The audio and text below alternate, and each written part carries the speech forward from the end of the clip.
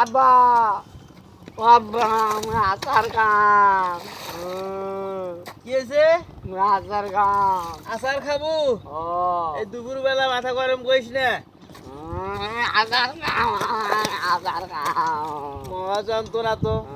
আচার খাবো তাহলে?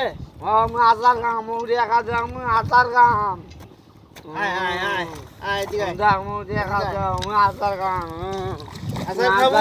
ও আচার কাম বুঝিস কিন্তু ও তোর আচার পিতারা কাম আমি সহ্য করে পারছো না। আচার কাম ঠিক আছে।